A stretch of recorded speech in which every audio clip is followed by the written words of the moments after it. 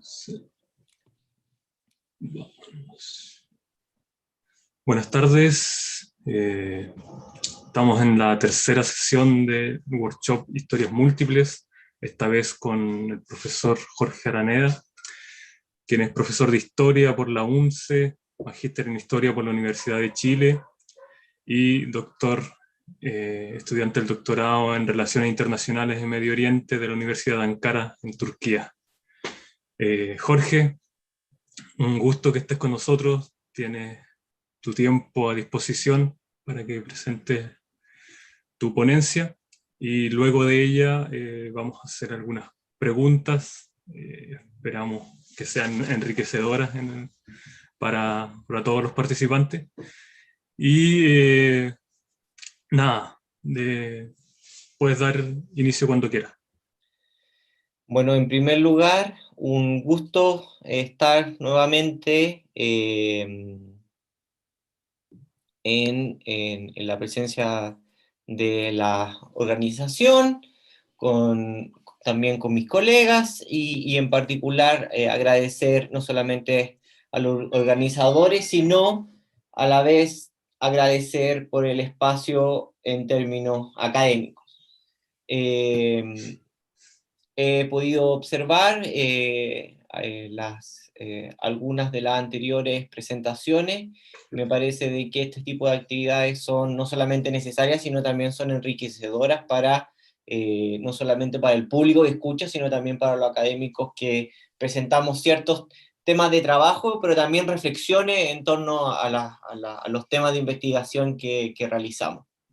Así que muchísimas gracias, Rafael, por el espacio, y a todos los que están escuchando la investigación o la reflexión en particular que voy a presentar. Como decía en un inicio, mi presentación o las reflexiones que voy a presentar tienen en relación a la historia transatlántica, pero también hacer un pequeño análisis de una pequeña investigación que se va a publicar en algunos meses más, sobre cómo poder entender de un punto de vista historiográfico que es parte de nuestro quehacer como historiadores y como cientistas sociales, y que hay ciertas cosas que siempre se nos van de las manos, o en particular siempre quedan como en términos oscuras de lo que realizamos. Por eso que no solamente historia transatlántica, sino también entre la diáspora y los archivos. En particular, yo me quiero centrar en 4 puntos. Primero, explicar y tratar de comprender cuáles fueron las lógicas y cuáles fueron las diferencias en términos de productividad investigativa entre dos grandes paradigmas que han disputado el espacio de cómo comprender los flujos de poblaciones no latinoamericanas o no europeas, que lógicamente van a llegar a las costas latinoamericanas a lo largo de su historia. Este es un tema que se ha trabajado desde muchos ámbitos, pero técnicamente hay dos escuelas historiográficas y dos escuelas se han disputado este espacio. Y digo escuelas y no digo disciplinas, ya que ciertas disciplinas o la mayoría de las disciplinas han pasado por estas dos etapas. Una primera etapa en donde se comprendía de que hay un contingente migratorio y que por lo tanto hay que estudiar las migraciones, y para lógicamente actualmente estudiar las diásporas, que son técnicamente conceptos sumamente diferentes y que también nos abren a la posibilidad de preguntarnos cosas sumamente opuestas en muchos casos en la base de los mismos archivos. Pasando de ese punto, voy a tratar con los mismos archivos, tratar de poder explicar o poder ejemplificar estas identidades transatlánticas o transnacionales que los contingentes diaspóricos van a ejecutar y van a, entre comillas, negociar, no solamente con sus zonas o países de origen, sino entre las mismas comunidades latinoamericanas en las cuales están desplegados estas comunidades. Por otra parte, hacer un pequeño análisis de los archivos que han quedado o han dejado registro estas diásporas latinoamericanas en el caso chileno. El caso chileno, el que me voy a mayor centrar, aunque no deja de tener mucha concordancia con la mayoría de los archivos latinoamericanos. Y por último, y como ya lo había explicado, ya lo había presentado, tratar de comprender cómo el Magyar, como una particular visión, que la voy a explicar lógicamente en su profundidad más tarde, el Magyar latinoamericano, cómo se ha realizado la investigación en estos últimos 50 años en torno a Latinoamérica. Y ahí vamos a entrar en lo que técnicamente tiene que ver más con análisis historiográfico, más que con el estudio propiamente tal de nuestro caso de estudio. Pero partamos con algo bastante singular. Ustedes pueden observar en la fotografía que está lógicamente en esta captura de pantalla, que está a su derecha o izquierda, dependiendo. Esto es técnicamente una fotografía de una marcha que se realiza en 1970, en noviembre de 1970, técnicamente para homenajear la muerte de Gamal Abdel Nasser, que había fallecido, lógicamente, y que hace la comunidad árabe en Chile una marcha singular en las características de que están marchando por la conmemoración de un líder extranjero, no por un líder nacional que había fallecido, y marchan desde Plaza Italia hasta Independencia, hasta la Catedral de San Jorge, que queda en Recoleta, que no es poco en términos de 1970 de hacer una marcha desde Plaza Italia a Recoleta, no es poco el espacio que están recorriendo, y que lógicamente no está hablando de una población, en primer lugar, migrante no de primera generación, no de segunda generación, quizás estamos hablando de una población de tercera generación, en términos que la población árabe en Chile empieza o tenemos registro de que empieza a asentarse en territorio chileno entre 1880 y 1914 en una primera etapa, y después de la Segunda Guerra Mundial empieza de nuevo, lo siento, de nuevo a volverse a integrar.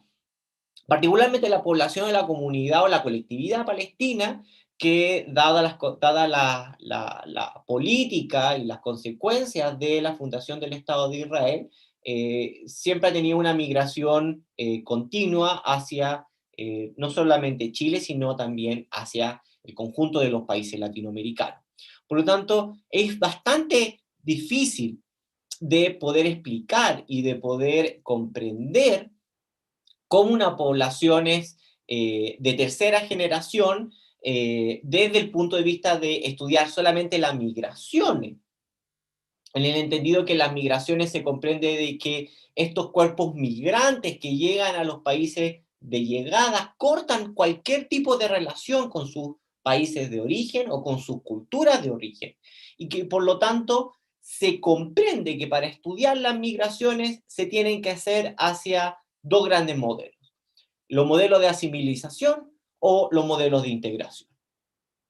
Y esa va a ser técnicamente la primera mirada de las escuelas de historia, en las escuelas de sociología, que van a mirar a la población árabe en la mayoría de los países latinoamericanos, pero en particularmente en Chile con la población palestina, y tratando de entender bajo la misma lógica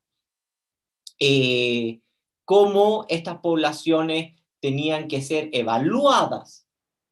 Y ahí está el gran punto de la migración. Cuando uno hace estudios de migración en términos clásicos, uno está haciendo una evaluación en términos si estas migraciones son positivas o negativas, en términos de asimilación o integración, o en la estructura de la historiografía clásica o oficial, en términos si aportaron o no a la raza chilena o la raza latinoamericana, o si vienen a ser un producto que viene a destruir la comunidad.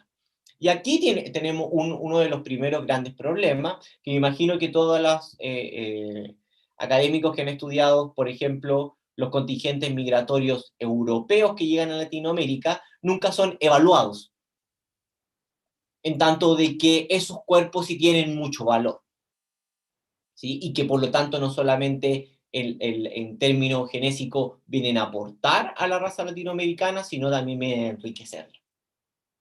Por lo tanto, el problema de estudiar solamente estos contingentes migratorios en términos solamente bajo las escuelas clásicas de migración, no estamos viendo, lógicamente, todo el panorama.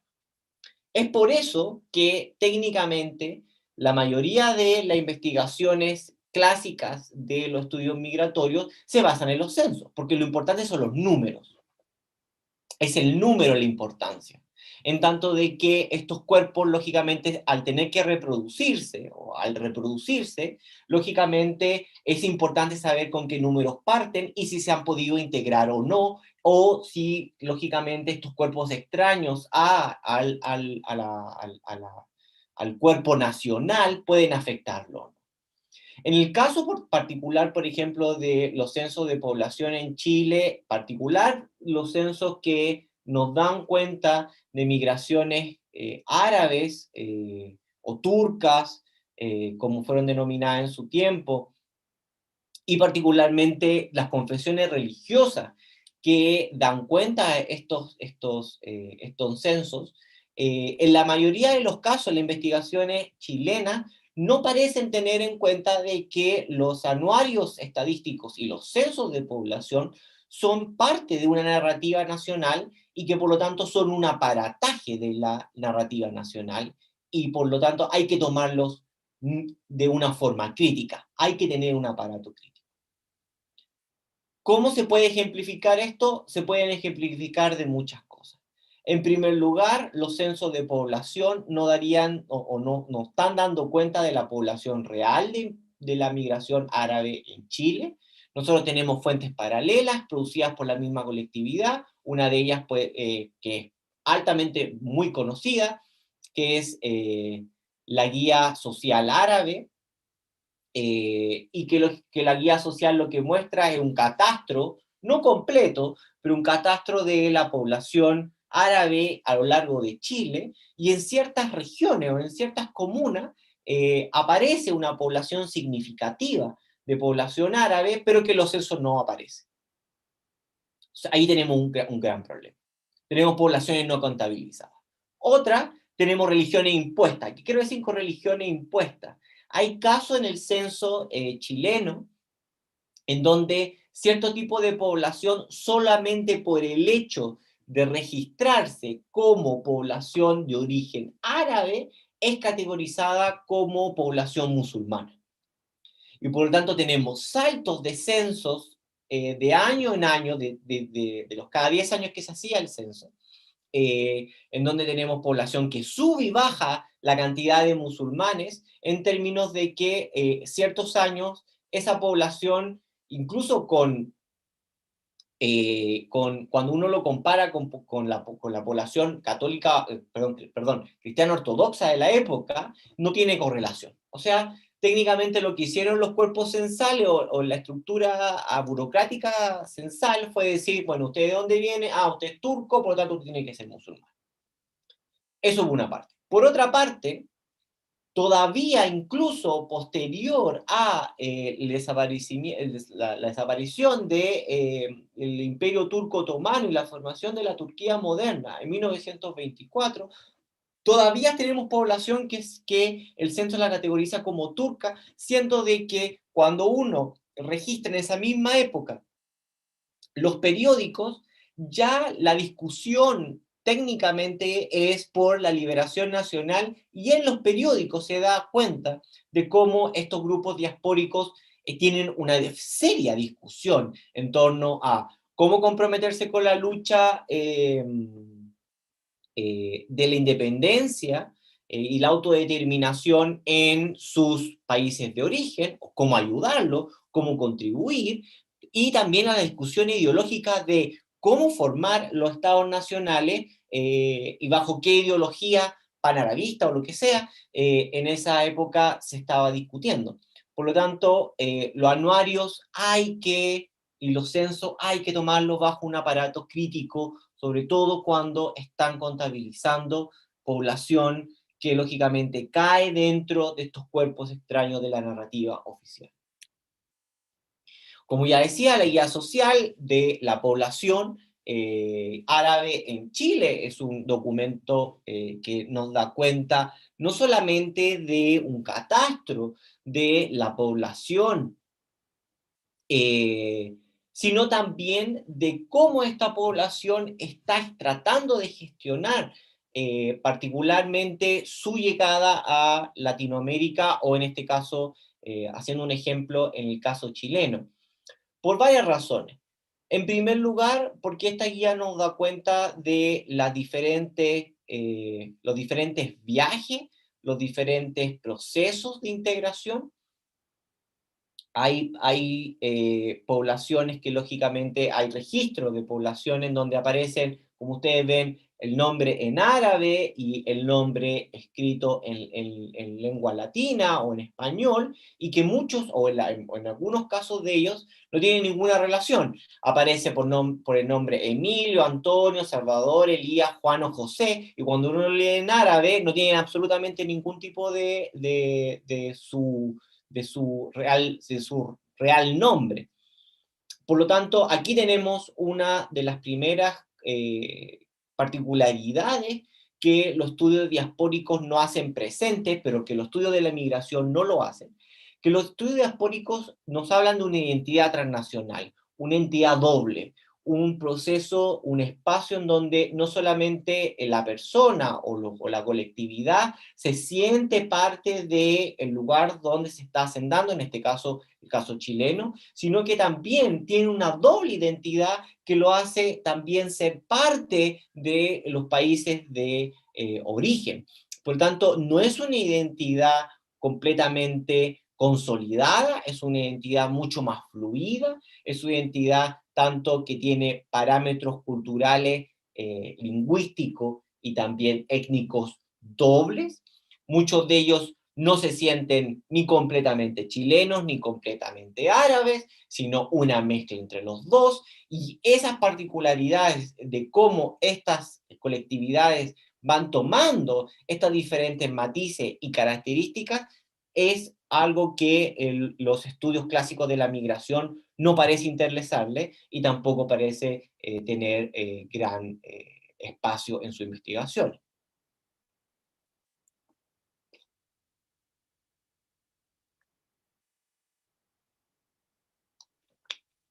Por lo tanto,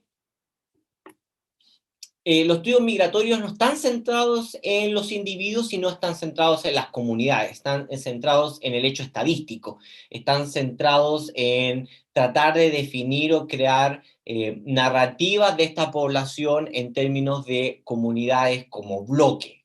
Por lo tanto, está la comunidad siria, la comunidad libanesa, la comunidad palestina, la comunidad ortodoxa, cristiana ortodoxa, la comunidad musulmana. Por lo tanto, se van creando estos diferentes bloques en tanto de que la mirada historiográfica del momento va generando que técnicamente ciertos tipos de bandera o de marcadores identitarios son los que tendrían que predominar en estas poblaciones. Por lo tanto, un libanés latinoamericano, un libanés chileno, por ejemplo, claro, lógicamente tendría que tener algunas características comunes con el palestino, pero no habría que confundirlo.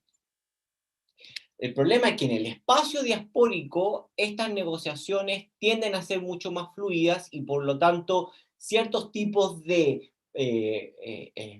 bordes identitarios que en los países de origen, por ejemplo en el caso del mundo árabe, sí son definitorios en los espacios diaspóricos de latinoamericano se empieza a perder o no son de gran importancia. Quizás para que puedan comprender o ponerlo como ejemplo de mayor forma, es la lengua. Y que lo voy a presentar inmediatamente con lo que tiene que ver con los periódicos. Los periódicos árabes, en el caso chileno, aproximadamente nos alcanzaron a producir entre 1912 a 1948, que fue el periodo de mayor producción de periódicos de las diferentes comunidades o de la comunidad árabe en general en Chile, fueron aproximadamente 24. 24 periódicos, está hablando de una producción literaria en términos de producción de periodística bastante grande, que compite entre ellas y lógicamente no solamente compite por auspiciadores que van a ser, como ustedes pueden ver, los grandes industriales los grandes capitales que van a generar estos grupos migrantes, estos grupos diaspóricos en Latinoamérica, que también es muy extraño, y vuelvo inmediatamente a lo de los periódicos, pero es muy extraño. Los estudios clásicos migratorios no tienden a comprender cuáles son las raíces o por qué ciertos grupos de la élite árabe latinoamericana puede llegar a generar una cantidad de capital bastante impresionante que incluso sus pares migrantes o diaspóricos de países europeos no lo logran hacer. Y eso tiene que ver técnicamente porque al tener una mirada clásica sobre la cuantificación de las personas, más allá de los grupos y más allá de las capacidades intrínsecas que estos grupos van a aportar, lógicamente se pierde ciertos procesos que lógicamente van a marcar a estas poblaciones en términos identitarios, que lógicamente no son parte de la caja de herramientas historiográfica. Por ejemplo, en el proceso de desmembramiento del Imperio Otomano, muchas de estas poblaciones árabes se van a ver influidas por el control británico y francés. Por lo tanto, estas poblaciones no solamente van a saber árabe, sobre todo los cristianos que van a arribar a Latinoamérica, aunque no solamente estos contingentes. Pero estas poblaciones, en primer lugar, van a ser poblaciones con un alto nivel de modernización de principio del siglo XX, no solamente por la cercanía en Europa, sino por tener presencia colonial francesa o británica en sus territorios. Uno. Dos, porque lógicamente la presencia colonial francesa y británica va a producir escolaridad, producción editorial, producción periodística, va a crear todo un sistema, todo un sistema ideológico en sus colonias. Por lo tanto, estas poblaciones árabes van a saber o inglés, francés, ruso, griego y a la vez árabe. Y por lo tanto, y van a estar integradas, muchas de ellas a la fuerza, al sistema capitalista, imperial, colonial, del Imperio Británico y el Imperio Francés, que se van a apoderar de lo que actualmente es el Levante, que actualmente son países como el Líbano, Siria, Jordania, Palestina, Egipto, etcétera, etcétera.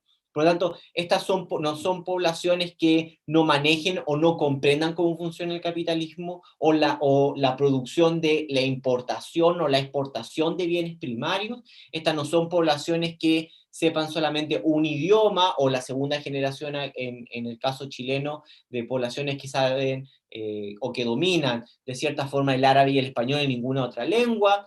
Tenemos registros de poblaciones que arriban a Chile de personas que sabían 3, 4 lenguas, que era una completamente excepcionalidad dentro del territorio chileno y latinoamericano, en donde, dado de que por la estructura nacional latifundista, precapitalista que existía en la mayoría de los países latinoamericanos, todavía la escolaridad era bastante baja y los niveles de educación eran bastante pobres, como lo sabe cualquier persona o investigador que haya investigado el siglo XIX en cualquier país latinoamericano. Por lo tanto, lo que tenemos es periódicos, tenemos una enorme cantidad de periódicos. Estos periódicos, como lo voy a analizar posteriormente, no fueron tomados en cuenta bajo ningún punto de vista cuando se hicieron los primeros análisis sobre las migraciones, porque técnicamente eran los cuerpos, la cuantificación de estos cuerpos era lo que importaba, pero los periódicos nos están dando cuenta de diferentes procesos. Un proceso que tiene que ver particularmente con la conformación de ciertos marcadores identitarios o marcadores de identidad diaspórica en Chile y en Latinoamérica. Habría que leer, por ejemplo, en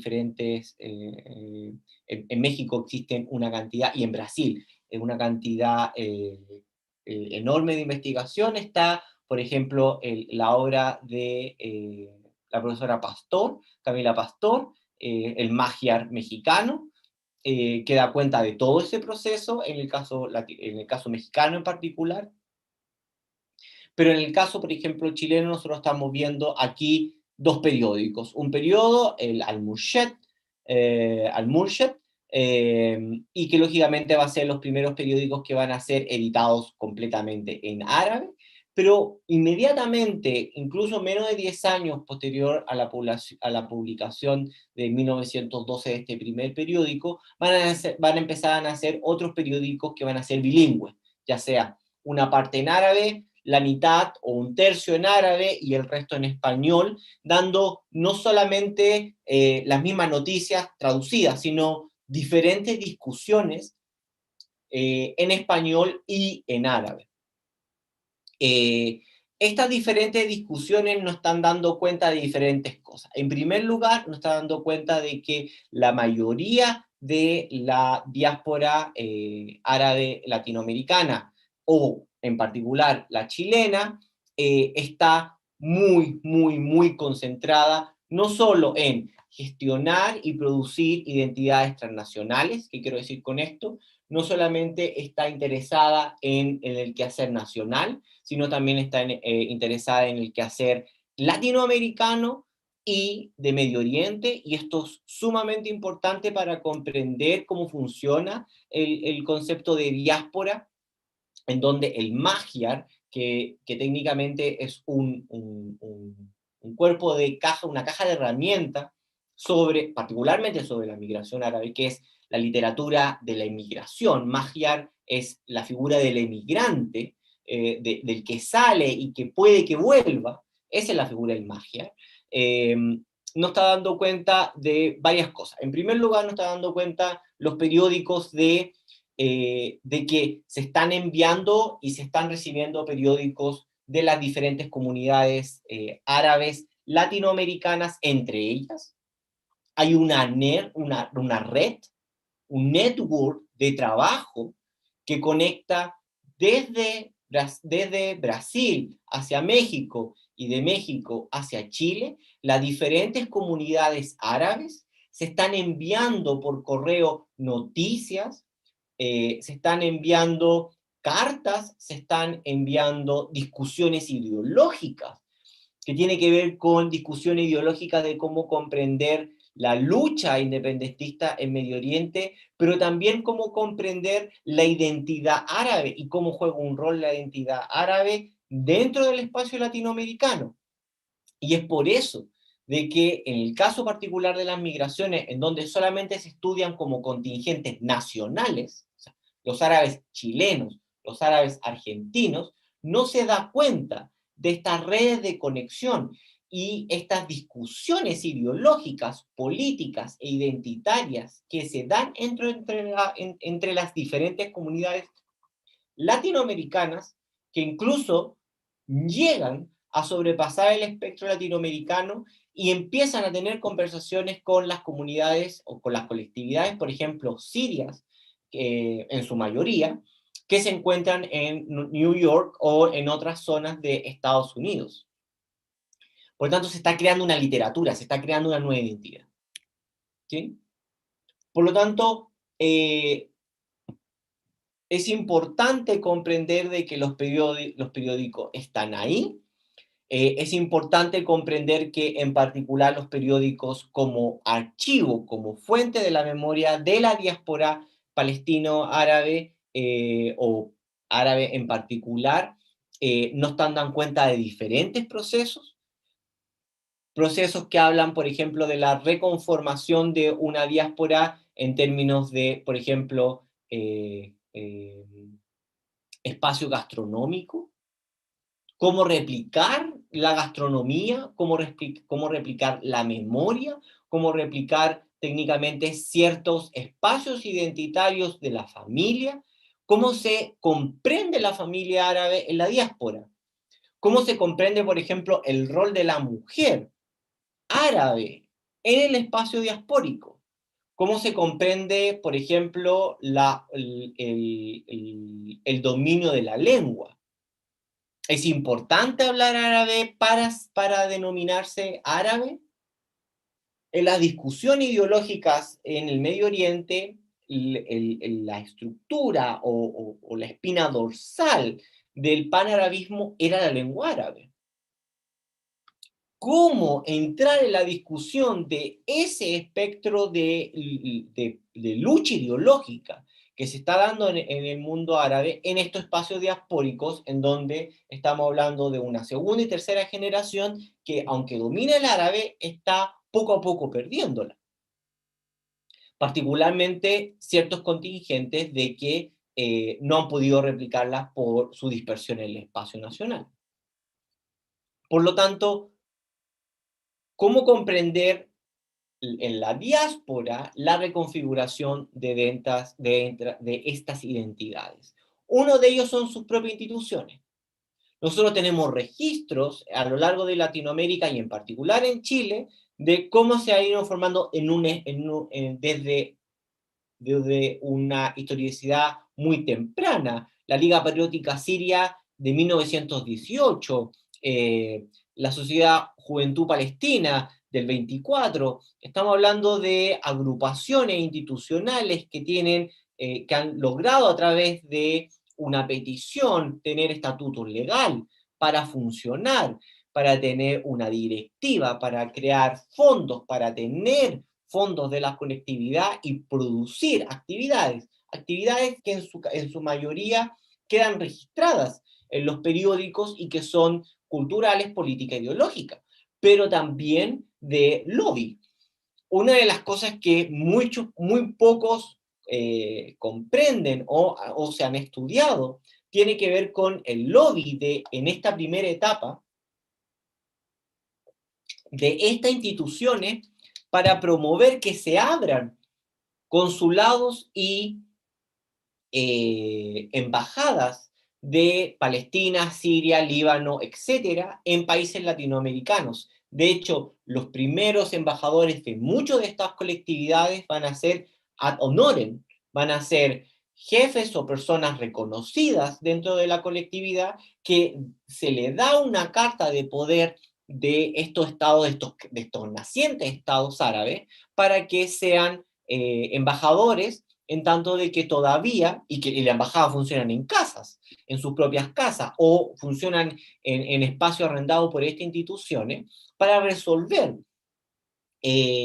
problemas o certificados, documentos, pasaportes, etcétera, etcétera, en tanto de que las embajadas todavía no se crean y se van a crear aproximadamente en 20 años más, en términos oficiales. Por lo tanto, este lobby no parece técnicamente ser muy importante para las investigaciones de las migraciones, pero para cuando uno entra desde una mirada de estudiar las diásporas y la reconfiguración de estas diásporas en el espacio latinoamericano, sí empiezan a aparecer estas preguntas. Por otra parte, ¿cuáles van a ser los espacios culturales? Culturales, está mal escrito. Particularmente en Chile se van a producir bastantes revistas en donde nos dan cuenta de diferentes aspectos. Nos dan cuenta de, en primer lugar, de de una intertextualidad en términos de estudios literarios, si uno quiere entrar, pero en estudios también de estudios críticos culturales, en torno a, en primer lugar, de qué se está leyendo, a quién están leyendo y cuáles son sus fuentes de referencia en términos de como cosmología de autores que se están leyendo en términos de literatura de la diáspora latinoamericana. Y en primer lugar, algunas cosas muy interesantes.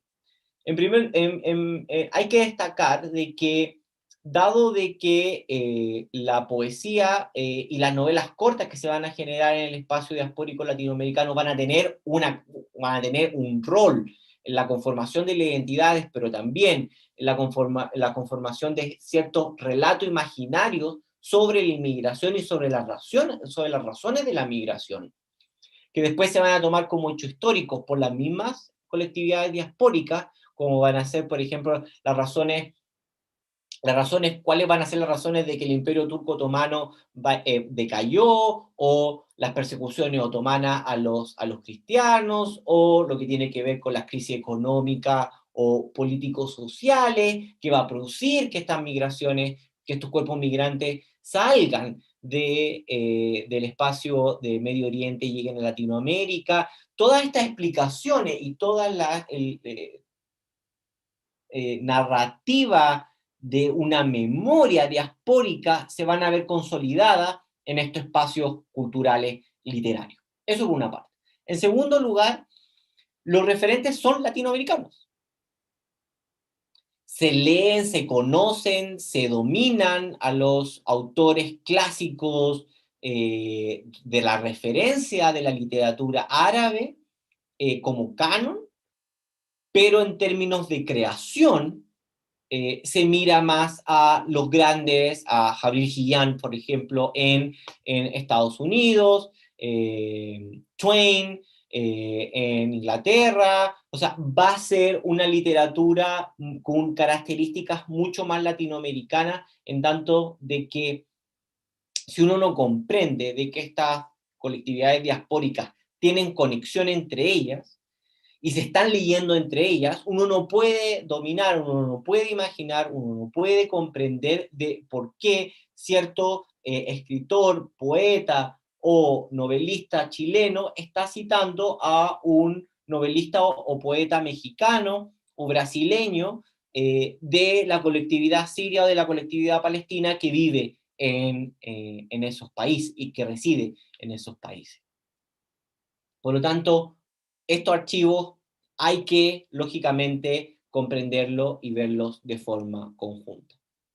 Ahora, por otra parte, en términos de disputas ideológicas, políticas, también se van a generar revistas particulares. Está la revista, por ejemplo, Palestina, o la revista Mundo Árabe, que va a ser un suplemento del periódico Mundo Árabe, en donde se va a generar discusiones de alto nivel, particularmente de movimientos marxistas o neomarxistas, dentro de estas colectividades en torno a cómo comprender la lucha contra el imperialismo, contra el colonialismo y contra los espacios, por ejemplo, de pretensión colonial francesa, británica en un primer momento y después norteamericana. Y también cómo comprender de que las diásporas árabes en Latinoamérica, sobre todo en la década del 60 y del 70, no solamente están posicionadas en un espacio que está por fuera del Medio Oriente, pero a la vez que comprenden de que la lucha, ya sea de movimientos revolucionarios, tiene cabida y que por lo tanto hacen una conexión entre los sucesos de revolución marxista o movimientos de izquierda, ya sean revolucionarios armados o no, en Latinoamérica para comprender las lógicas y los sucesos que se están dando en el Medio Oriente. Por lo tanto, aunque en países del Medio Oriente no exista esta complejidad, en tanto de que los espacios de lucha son mucho más acotados en términos de, porque están con la lucha en sí misma, Estos espacios diaspóricos que están mucho más alejados, pueden mezclar ciertas referencias que lógicamente aparecen y que son muy importantes, no solamente para comprender las diferencias ideológicas dentro de las comunidades diaspóricas, sino también de la producción en sí misma, de una historicidad a lo largo de estos últimos 100 años de estas colectividades. Esto no solamente se volcó hacia el extranjero, sino también se volcó hacia el interior. Se van a crear revistas o panfletos o manifiestos en árabe o en español de ciertas, ¿cómo se llama?, agrupaciones o grupos que tratan, ¿cómo se llama?, de generar cierto lobby o presión dentro de estas mismas comunidades en torno a, por ejemplo, los valores de la familia, la unidad, la lucha por la independencia árabe, etcétera, etcétera. Aquí tenemos dos grandes ejemplos. Uno tiene que ver con la Juventud Árabe Católica, que va a ser una revista, lógicamente, de corte católico apostólico romano, y que va a llamar no solamente a la unidad y a los valores de la Iglesia, sino también a lo que tiene que ver con la regeneración de una moral dentro de esta misma colectividad. En otro caso, Al-Ihtidal va a llamar lo que tiene que ver con un manifiesto a borrar las diferencias nacionales y, lógicamente, unirse en lo que tiene que ver con la lucha de una internacionalización ideológica en contra del imperialismo norteamericano y británico en las zonas de Medio Oriente, en un corte neomarxista.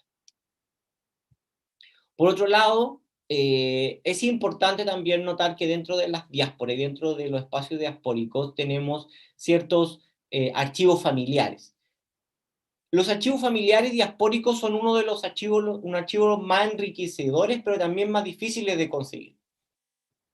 En tanto de que hablar con ciertos individuos de la colectividad y a la vez poder ingresar a sus archivos familiares, ya sean fotográficos, ya sean recortes de periódicos, ya sean a ciertas publicaciones que quizás la familia en algún momento recolectó, o documentos de estos periodos de la diáspora, son bastante difíciles de conseguir, pero a la vez también nos dan cuenta de una historia que ha pasado entre generación en generación en esta diáspora y que se va reconfigurando. En este caso, aquí hay un pasaporte de viaje que lo que daba era un permiso para la salida de un ciudadano por fuera del Imperio Turco Otomano. De aquí nos vamos a otro tipo de archivos, y con esto terminamos la parte de los archivos para entrar a lo que tiene que ver más con la historiografía. Estamos en los archivos de extranjería en el caso del Ministerio del Interior, el Ministerio de las Colonias, de la colonización, disculpen, al principio del siglo XX. Dentro de las diferentes leyes de migración, tenemos la ley de migración de 1925, después de la Constitución de 1925, en donde decreta por primera vez una forma formal, entre comillas, la ley 747, en donde las personas que se quieran nacionalizar o naturalizar tenían que pasar por un proceso. Anterior a eso, las personas que se querían naturalizar o nacionalizar tenían que acercarse o al gobernador o al alcalde, y desde ahí generar un proceso que después tenían que ser enviado al Ministerio del Interior para ser aprobado.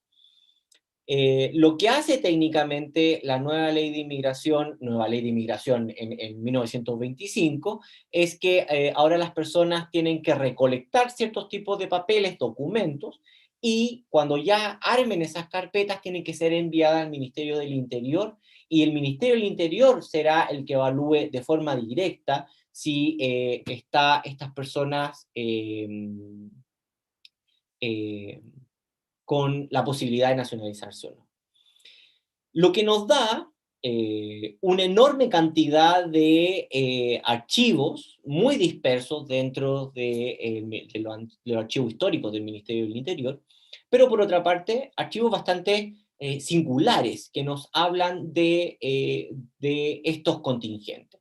No solamente por nombrar ciertas cosas, las personas tenían que mostrar su nombre, apellido, lugar de nacimiento, edad, estado civil, número de hijos, profesión, sino otros tipos tipo de documentos. Por ejemplo, bienes raíces, que es sumamente importante para poder mapear la cartografía de la diáspora árabe árabe en Chile.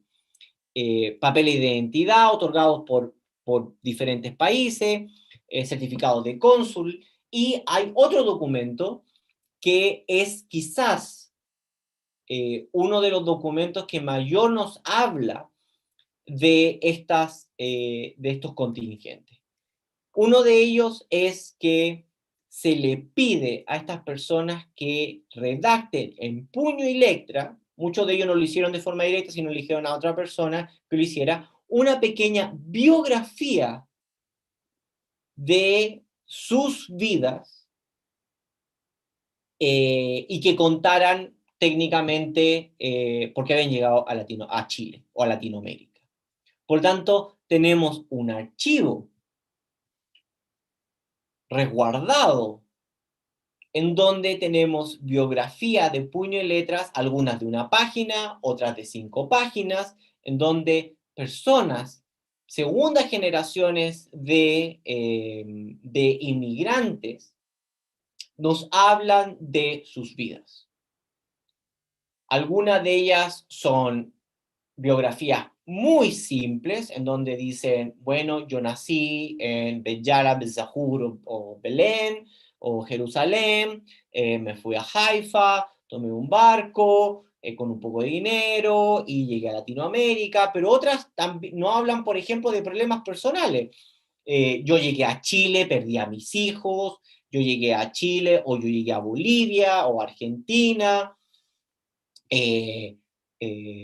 técnicamente lo perdí todo, alguien me estafó, yo llegué a Chile porque tenía algún conocido, yo no sé dónde quedó mi marido, porque mi marido iba en otro barco, y ese barco yo no sé dónde se fue, quizás como se llama, terminó en Brasil o terminó en Estados Unidos, yo terminé acá. Entonces, por lo tanto, estamos hablando de biografías bastante personales que nos dan cuenta de datos particulares que de otra forma no podríamos entrar y comprender de las primeras generaciones de la diáspora latinoamericana, árabe latinoamericana, en el espacio americano o latino.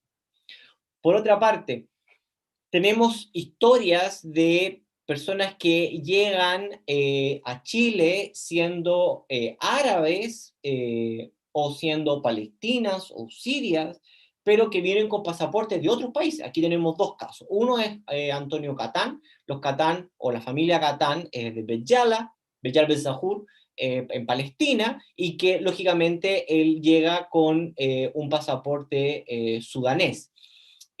Uno dice, bueno, pero ¿cómo se logra? Bueno, porque el mandato británico, lógicamente, que controlaba Sudán y Egipto, también controlaba Palestina. Por lo tanto, es muy probable que esta persona, viéndose en la necesidad de no encontrar o estar trabajando y encontrarnos en la posibilidad de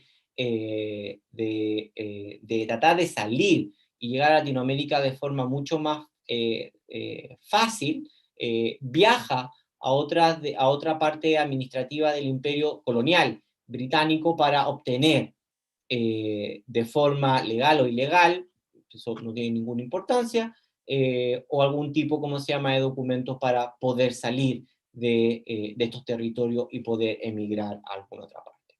En la otra parte tenemos un pasaporte afgano, lógicamente muy difícil de rastrear de por qué un sirio o libanés estaba en Afganistán trabajando, viviendo, estudiando, o con algún tipo de relaciones matrimonial, quizás, que le pudo otorgar un pasaporte afgano para llegar a Chile. Estos son pasaportes que lógicamente están en los archivos. Entonces no son pasaportes de archivos familiares.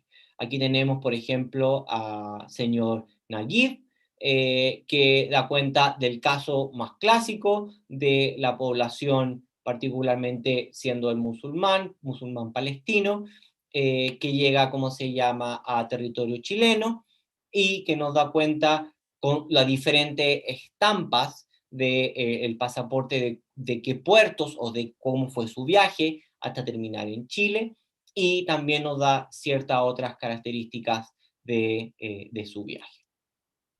Otros son, por ejemplo, como ya mencionaba, archivos familiares y reliquias familiares. Con esto yo quisiera terminar, y esto, la primera parte, no solamente mostrar un poco la riqueza de los archivos, sino también de cómo las preguntas que provienen de el estudio de la diáspora nos hace volver a los archivos y no solamente mirar o comprender estos grupos solamente bajo la lógica de la migración que todavía actualmente impera en ciertas categorías de análisis historiográficas y sociológicas para comprender estos contingentes, sino también comprender de que existen los archivos y están ahí.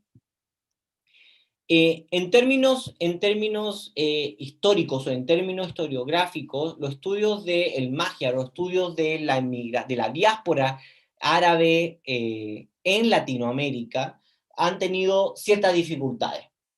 Ahora, técnicamente, desde aquí, desde esta segunda parte de la exposición es técnica y tiene que ver con un análisis mucho más historiográfico.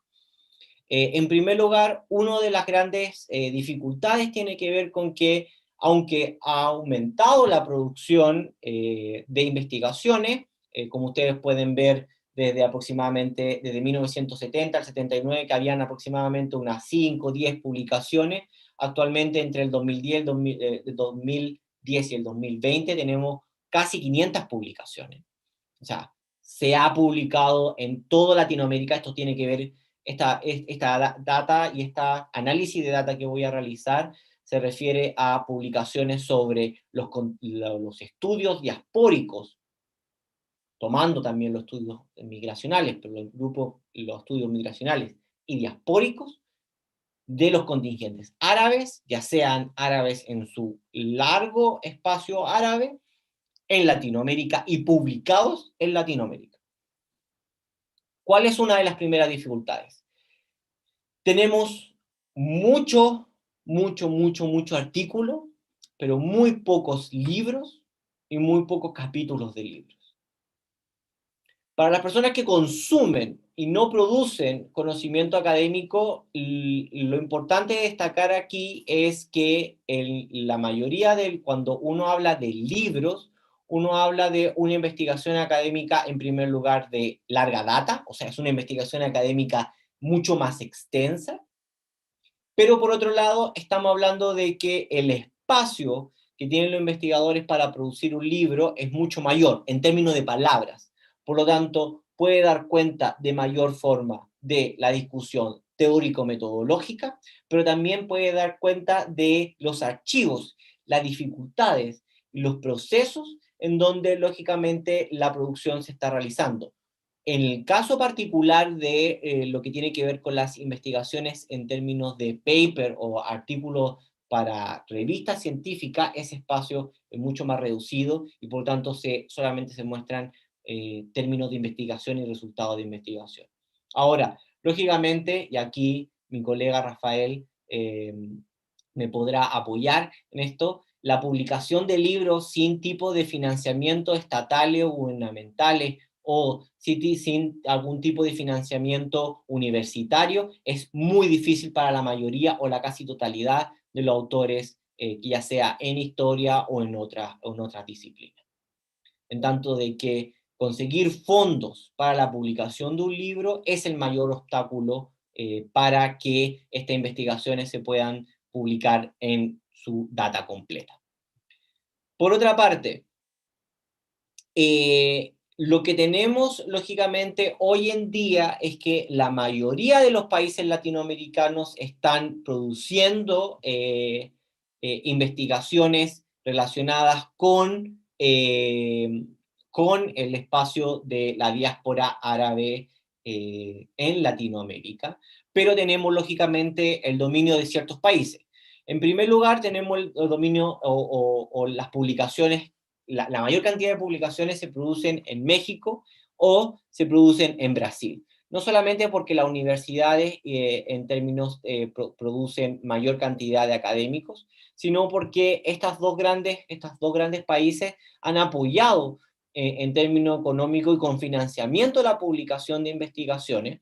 Por lo tanto, las publicaciones que son finales de grado se tienden a publicar de alguna u otra forma, no como en el resto de la población, perdón, en el resto de los académicos latinoamericanos.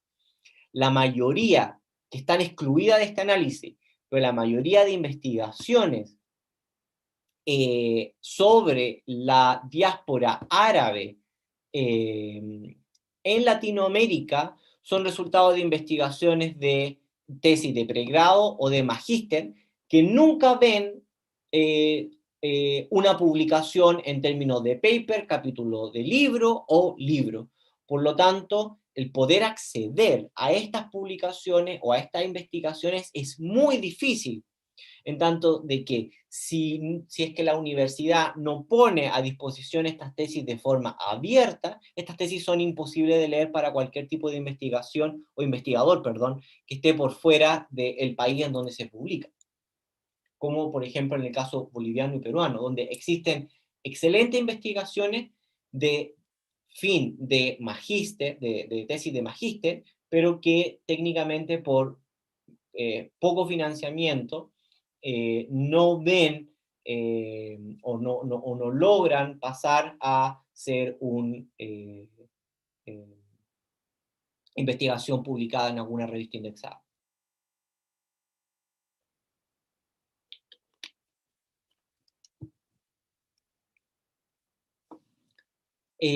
Por otra parte, como se veía en el cuadro anterior, la mayoría de las investigaciones relativas a la producción de conocimiento en torno a las migraciones, perdón, a la diáspora árabe Latinoamérica lo produce Brasil, México, Argentina y en menor medida Chile.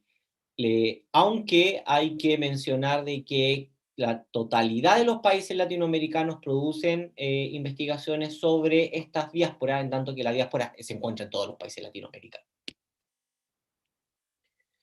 Por otra parte, en términos de cuáles son las áreas de estudio o las disciplinas que dominan las investigaciones, lo que tenemos aquí son algunas cosas bastante interesantes. En primer lugar, van a ser las escuelas históricas, las escuelas de los departamentos de historia, las que van a tomar en primer lugar el valor de las poblaciones migratorias en un primer momento y diaspóricas en un segundo, árabes en Latinoamérica, a la vez que van a ser seguidas muy de cerca por la producción literaria.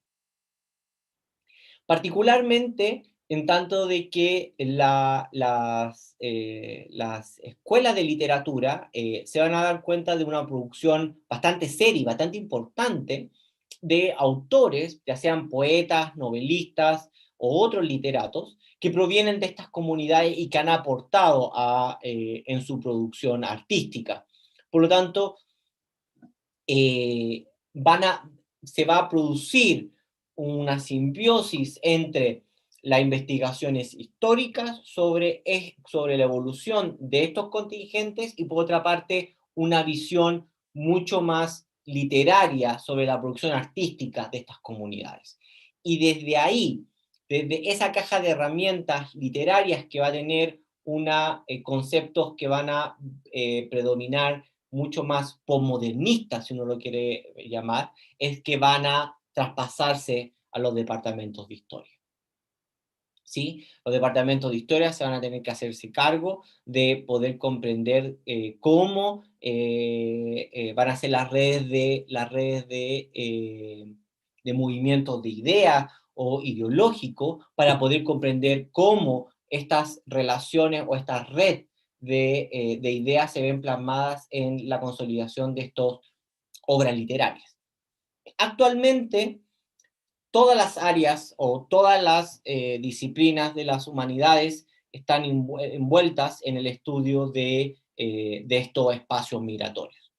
En particular, algunas de ellas como las relaciones internacionales, que tienen que ver particularmente de cómo estas comunidades árabes han tratado de hacer lobby o han presionado o han gestionado espacios de resistencia para producir una agenda política o poner discusiones sobre la mesa en torno a, por ejemplo, las primaveras árabes o el autoritarismo y otros tipos de problemas como el palestino-israelí en el Medio Oriente.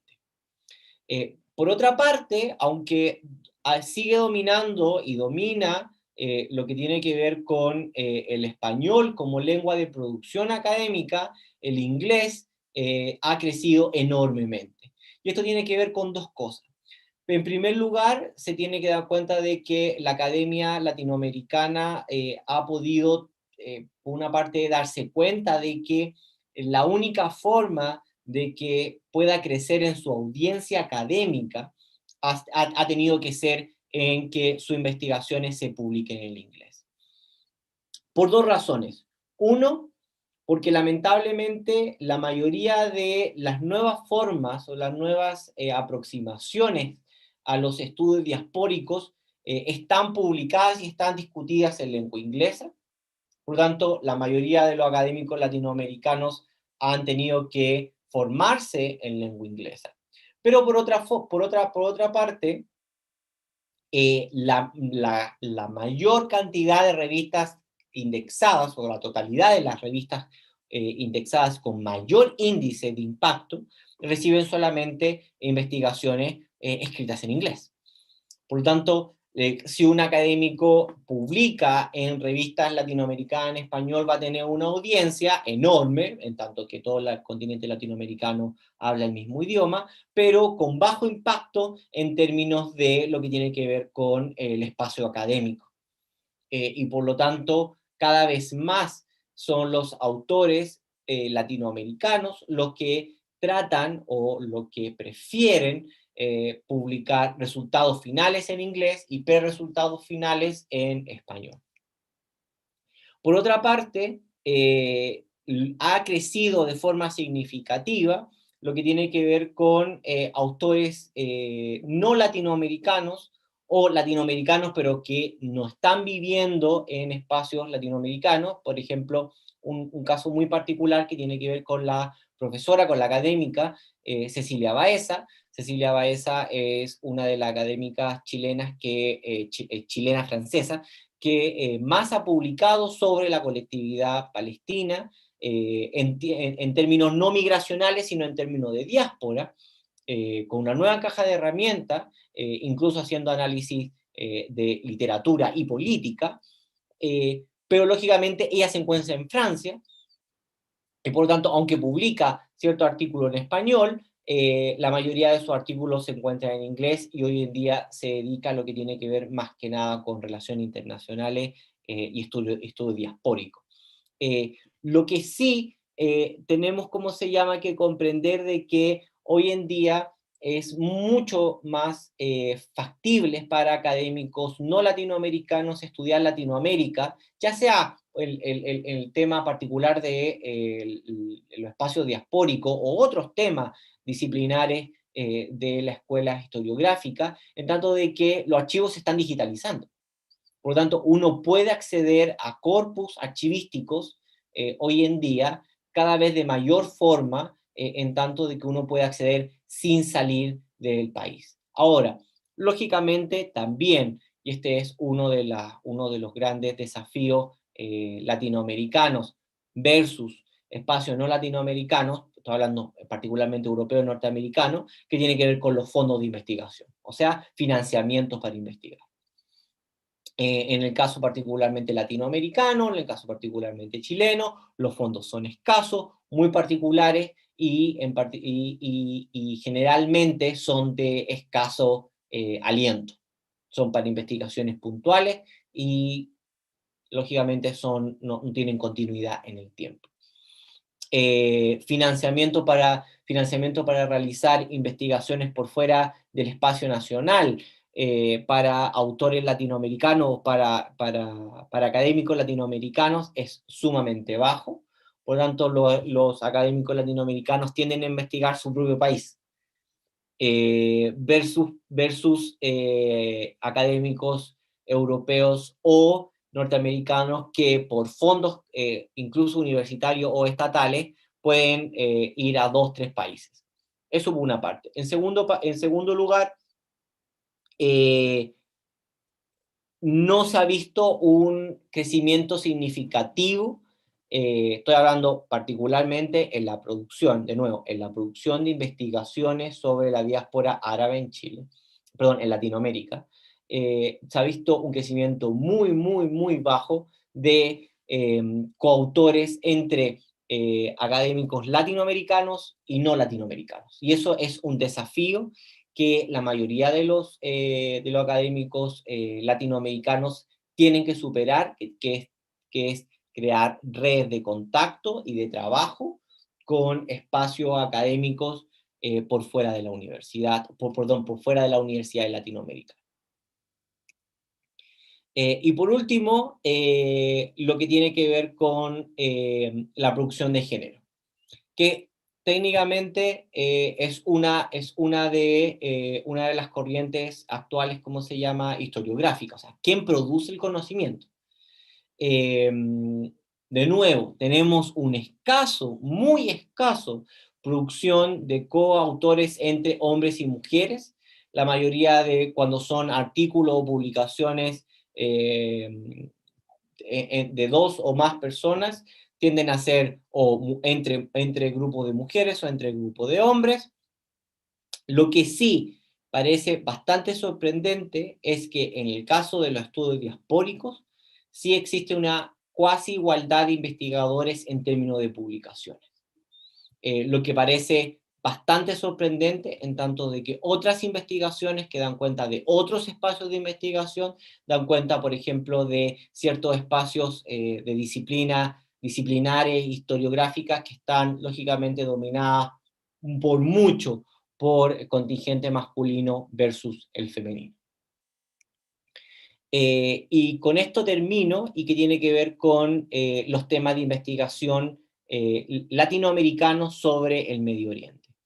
En particular, en los últimos 10 años se está produciendo conocimiento sobre Medio Oriente desde las escuelas latinoamericanas, en su mayoría sobre Medio Oriente en general, lo que estamos hablando de lo que nos está diciendo de que todavía no hay especialistas, que todavía se está dando discusiones genéricas o generales para entender ciertas dinámicas generales, pero sí siempre se están produciendo todavía, y con mucha fuerza se producen ciertas investigaciones específicas. Por ejemplo, lo que tiene que ver con el conflicto palestino-israelí, pero también han empezado a crecer otros espacios de investigación desde Latinoamérica bastante interesantes. Uno de ellos es Turquía y otro tiene que ver con el Golfo, desde Latinoamérica. Siendo que tanto poblaciones del Golfo como población turcas en Latinoamérica es sumamente escaso. Por lo tanto, lo que se está investigando tiene que ver técnicamente con producción en la área de relaciones internacionales o económicas o técnicamente políticas. Estas son las reflexiones en términos de archivo, pero también historiográficas, que nos aportan entender y ver en una mirada general, en una mirada de los últimos 50 años, esta pequeña disciplina o esta pequeña áreas de investigación que son los estudios diaspóricos árabes latinoamericanos, pero que nos dan cuenta de ciertos parámetros para comprender las barreras y las problemáticas disciplinares, pero también académicas, en Latinoamérica. Y con eso agradezco a Rafael y a todos su tiempo. Muchas gracias a ti, Jorge. Como esto tiene un pequeño delay en las redes sociales, voy a aprovechar para que nos hagas un pequeño resumen también pensando en jóvenes investigadores que quieran hacer sus tesis sobre este tema. ¿Dónde pueden encontrar los archivos que tú nos has mostrado? En el caso particular latinoamericano, existen diferentes formas de acceder a estos archivos. Lo que tiene que ver con los censos, o los censos históricos, la mayoría de los censos históricos han sido publicados y digitalizados por la mayoría de los estados latinoamericanos. Entonces, entrar a los archivos históricos de los censos en la mayoría de los estados latinoamericanos no es tan difícil, hay que hacerlo a través de sus diferentes bibliotecas nacionales o bibliotecas de la República, tiene diferentes denominaciones, pero son las bibliotecas, los archivos generales de la República nacionales en particular, y en ciertos espacios de ellos existen digitalización de periódicos. Por lo tanto, en el caso latinoamericano existen esos periódicos y existen esos censos. En el caso particular chileno,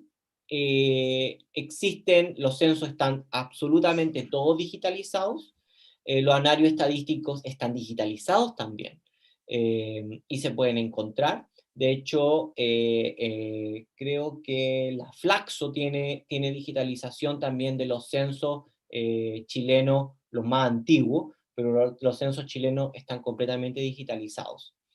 En el caso de los periódicos, la totalidad de los periódicos, o la casi totalidad de los periódicos, estaba hablando de aproximadamente un 90% de todos los periódicos que se editaron en Chile, que nacen de la comunidad árabe, están en la hemeroteca de la Biblioteca Nacional, en Santiago de Chile. La mayoría, actualmente, todos están por microfilm, pero se pueden acceder a ellos sin ningún tipo de problema. Los catálogos para saber el nombre y la locación de ellos están dentro de la biblioteca propiamente tal. No es por hacerme autobombo, pero también pueden leer mis propias publicaciones y se darán cuenta de los nombres y de qué cosas se puede investigar sobre los periódicos en Chile. Eso en particular. Eso es como lo más general. Las revistas que se van a producir dentro de la colectividad son mucho más escasas en el archivo general, en el archivo nacional. Algunas están, no están la totalidad de ellas. Ciertas colectividades, ciertas agrupaciones de la colectividad árabe, la colectividad siria, el Estadio Palestino, la colectividad palestina, la Federación Árabe, cada una de ellas también poseen archivos y bibliotecas privadas, particulares, que dependiendo si el investigador puede visitar y convencer a las autoridades de dichas instituciones, podrá acceder o no a estos archivos. Eso por una parte. En términos de investigaciones de las cartas de naturalización se encuentran en los archivos históricos del Ministerio del Interior. Eso está en lo que, creo que todavía sigue estando, en lo que tiene que ver con los archivos patrimoniales de Matucana, la Biblioteca Histórica de Matucana, en donde está bienes raíces y todo los archivos históricos de la mayoría de los ministerios. En el caso particular de las cartas de naturalización, hasta donde yo sé, las cartas de naturalización no han sido ni categorizadas, ni catalogadas propiamente tal, ni digitalizadas. Por lo tanto, hay que entrar yo las veces que he tenido que ir a investigar, existe un pequeño catálogo donde no está toda la población naturalizada, sino está alguna de la población naturalizada, y uno tiene que pedir por expediente, en tanto de que las cartas de naturalización es un expediente más numérico, consecutivo, correlativo, en el Ministerio del Interior. Entonces, lógicamente, para cualquier persona que no tiene entrenamiento historiográfico de archivo, lo que le van a dar es un tomo encuadernado, enorme, sucio, muy polvoriento, en donde están categorizadas numéricamente. Entonces dice, Ministerio de Relaciones Interiores, 1920, folio 1. ¿Ya? ¿Y qué había en el folio 1? Alguien que pedía una licencia porque estaba enfermo. ¿Okay? Folio 2. En Arica o en Iquique necesitaban cambiar, no sé, un gobernador porque se había fallecido tanto. Folio 2. Folio 3.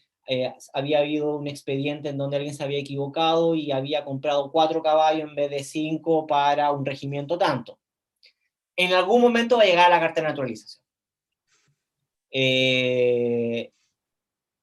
No es lo más simpático, para ponerlo de una forma coloquial, pero te da cuenta por una parte de cómo funcionaba el Estado a principios del siglo XX, y su lógica, pero por otra parte te entrena para de una forma u otra llegar a esos archivos que están dispersos. Eh, Muchos de ellos incluso perdidos, eh, por lógicas estatales de acumulación y de destrucción de archivos. Hay que recordar que hay muchos archivos históricos que se destruyen, en tanto que el Estado no puede contener todos los archivos históricos que produce. Por lo tanto, hay ciertos protocolos en donde ciertos archivos se tienen que destruir y otros se envían a los archivos históricos. Por lo tanto, no es que uno encuentre todo. Así que esos son los archivos que uno puede acceder de forma más fácil.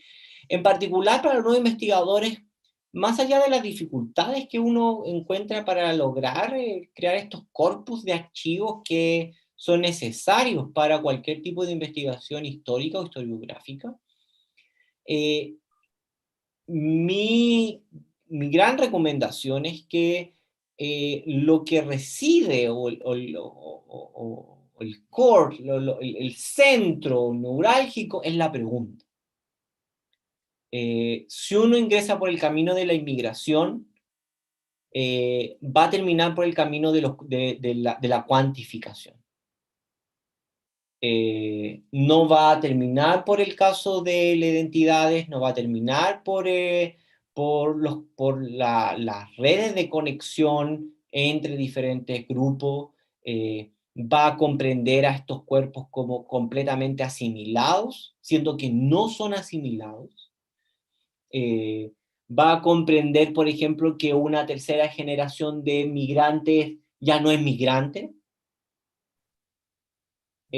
porque ya no habla el idioma de origen, y por lo tanto, cómo uno va a comprender historiográficamente que una tercera generación de cualquier grupo diaspórico todavía siga teniendo ciertas reivindicaciones con su sociedad de origen.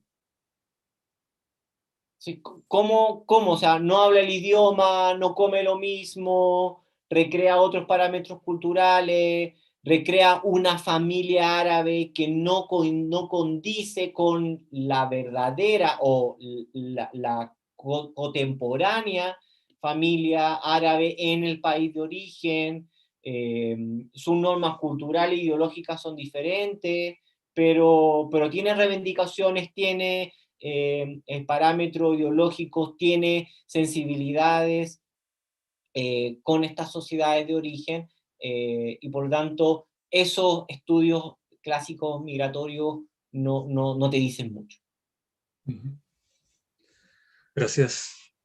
De momento no llegan preguntas sí, por YouTube. No sé si tienen alguna pregunta aquí los participantes de Zoom.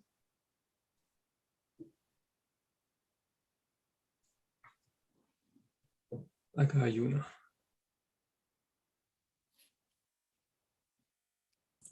Sí, muy buenas tardes. Buenas tardes. Ricardo, un gusto saludarlos desde Bogotá, Colombia. Me gustaría saber si de pronto dentro de los análisis que has hecho has podido relacionar algunos aspectos frente a cómo se mueven estas organizaciones en América Latina. Me refiero a si tienen algún tipo de incidencia a nivel político o si se mantienen nexos fuertes directamente con los países de origen, entendiendo de pronto que Palestina, por ejemplo, pues defiende causas fundamentalistas, independentistas, y de pronto estos fenómenos también se mantengan en América Latina. Sí, en términos históricos, por ejemplo, en el caso de Palestina, voy a hablar solamente sobre el caso palestino. En el término del caso palestino, las comunidades latinoamericanas sí tuvieron un enorme rol en tratar de organizar a la diáspora cuando se conforma, cuando Al-Fatah se conforma como OLP, y que por lo tanto la OLP tenía que, a través de votos, no solamente formar un gobierno. Por lo tanto, cómo organizar las votaciones para las elecciones generales en Palestina, cuando la mayoría de tu población vive en la diáspora. Y ahí sí hubiera un rol muy particular, muy particular de ciertos grupos de las colectividades palestinas que trabajaron directamente con Al-Fatah o con la OLP, que en este caso vendría siendo lo mismo, tanto que Al-Fatah toma la OLP, para organizar este tipo de situación. En el caso particular, por ejemplo, estoy hablando de la historia, eh, en, también por otra forma, por otra parte, la mayoría de las comunidades árabes, desde la década del 40, desde la década del 40 en adelante, hasta la década del 80 particularmente, va a presionar a sus países de llegada, o sea, los países latinoamericanos, para que por una parte no reconozcan el Estado de Israel, por una parte, y por otra parte para que presionen, como a través de la ONU, las diferentes particiones, o no la aceptación de las diferentes particiones que se van a dar en el caso palestino. Todo esto bajo o en el contexto de un panarabismo. Por lo tanto, el panarabismo que va a ser guiado por Gamal Abdel Nasser desde la década del 60, o cuando llega al poder del 54 en adelante, pero con su consolidación en el 60 en adelante. Y con esta lógica de países no alienados, y por otra parte con este panarabismo en donde todos los países árabes tenían que unificarse, lógicamente la diáspora va a tomar ciertas características panarabistas, en donde los sirios, libaneses y lógicamente los palestinos se van a unir fuerzas y comprenden la lucha de la liberación palestina en términos de una lucha antiimperialista y anticolonialista. Ahora, si uno sigue la historia, estas diferentes como apoyos se han ido fraccionando. ¿En qué sentido? Cierto grupo de las colectividades palestinas siguen apoyando y siguen bajo la lógica de apoyar a la OLP. Eso es sumamente importante, porque hubieron en la década de los 60 y 70 congresos pan-arabistas organizados y realizados en Latinoamérica, en Cuba, y otro fue en Chile, creo, si no mal lo recuerdo. El problema es, por ejemplo, Hamas. Hamas, como es un partido político fundamentalista que nace en los 80, muy crítico de la OLP, posteriormente de los acuerdos de Oslo y de Al-Fatah, pero como tiene una característica islamista o de Islam, no tiene repercusión en Latinoamérica. No, la colectividad es palestina, al ser en su mayoría o cristianas, o liberales, en términos ideológicos, no tienen apoyo y no tienen gran acuerdo o sintonía ideológica con Hamas. Por lo tanto, no están en ese proceso. Ahora, lo interesante aquí es ver es que la mayoría de los jóvenes de la diáspora, que son post-Oslo,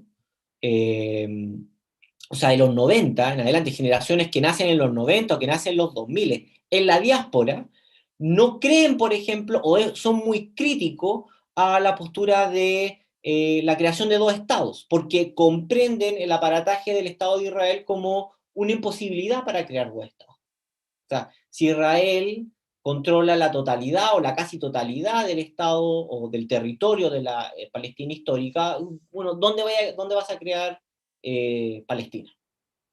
¿Sí? Si no existe territorio palestino. O sea, la casi totalidad del territorio está siendo controlado de forma directa o cuasi directa por el Estado de Israel. Por lo tanto, ellos tienen mucha más sintonía con el movimiento BDS. ¿Sí? Y el movimiento BDS, el movimiento de desinversión, boicot y sanción, liderado por Ghannouchi en Palestina, es un movimiento que lógicamente tiene muchas críticas con la OLP, pero es un movimiento internacionalista y que no agrupa solamente a partes de la colectividad árabe, sino es un movimiento mucho más general. Entonces, por ejemplo, uno puede ver en las universidades latinoamericanas grupos de BDS tratando de presionar a la universidad para que rompa relaciones académicas con el Estado de Israel, pero no solamente apoyada por los árabes o por los palestinos que están en esa universidad, que son los menos, sino por la sociedad civil en general. Entonces, sí, en el caso palestino sí hemos visto un apoyo histórico. De hecho, por ejemplo, en el caso chileno, la colectividad árabe en general ha presionado muchísimo al Estado chileno para reconocer a Palestina. De hecho, la mayoría de los reconocimientos al Estado palestino de Latinoamérica fue gracias al apoyo, pero también la presión, el lobby, de las colectividades árabes para que se reconociera al Estado palestino como un Estado. Pero con otros grupos no. Con otros grupos no. Muchas gracias por tu respuesta. Tenemos dos preguntas de Matías.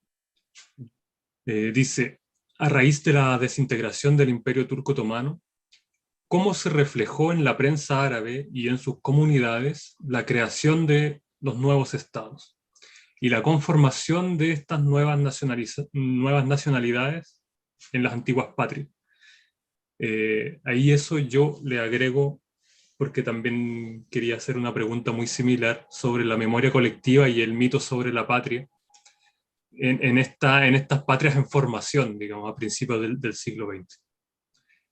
Y la segunda pregunta de Matías. Déjame responder esa, porque si no me voy a olvidar de la segunda. Es muy interesante comprender de que la conformación de los mitos de las comunidades o de las colectividades no son únicos. Por lo tanto, tomando libros clásicos como Benedict Anderson, estas comunidades imaginarias que van a conformar nacionalidades, lógicamente la memoria histórica que se va a reproducir en las diásporas es por mucho muy diferente de lo que se está produciendo en términos de memoria histórica oficial por los estados árabes post-desmembramiento del Imperio Turco Otomano, pero también de la población propiamente tal. ¿Por qué? Porque, en primer lugar, un buen contingente de la población árabe que llega a Latinoamérica llega cuando el Imperio Turco Otomano todavía existía, ¿sí? Por lo tanto, estamos hablando de población que llega entre 1880 y 1914, 1880-1914. La etapa de mayor crisis financiera, político-económica del Imperio Turco Otomano, pero el Imperio Turco Otomano todavía existía. El Imperio Turco Otomano desaparece, se abole el califato, se abole el sultanato, 1923-1924. Y después de 1924 empieza la lucha por la independencia, y Kemal Atatürk forma gobierno en Ankara e invade, o toma control, porque no invade, porque es el mismo país, toma control de Estambul. Por lo tanto, estos procesos históricos, esta población nunca lo vivió, ¿sí? Por lo tanto, el imaginario y la memoria histórica tiene que ver con el sufrimiento de estas poblaciones bajo el dominio otomano, ¿sí? Y eso es, si uno le pregunta a la diáspora árabe, que todavía domina esa memoria histórica, te van a decir, bueno, lo que pasa es que los turcos otomanos eran salvajes, aplacaron todos los movimientos de rebelión, nosotros queríamos formar nuestros propios países, ellos no querían, por lo tanto tuvimos que luchar contra ellos, no exigían impuestos, después de la nueva reforma constitucional otomana, el Fatih Humayun, los cristianos y los musulmanes tienen la misma cantidad de derechos, por lo tanto tienen la misma cantidad de deberes, los cristianos van a ser traídos como conscriptos al ejército, como carne cañón. Entonces para la memoria palestina, o perdón, para la memoria árabe, es como nos forzaron a ir al ejército, nosotros nunca queríamos luchar en la Primera Guerra Mundial, nos tiraban como carne cañón, no nos respetaban, etcétera, etcétera, etcétera. Las hambrunas, por ejemplo, la enorme cantidad de hambruna en todo el Levante, que fueron reales, no tan terribles, pero sí fueron reales. Entonces, por tanto, va a ser ese mito.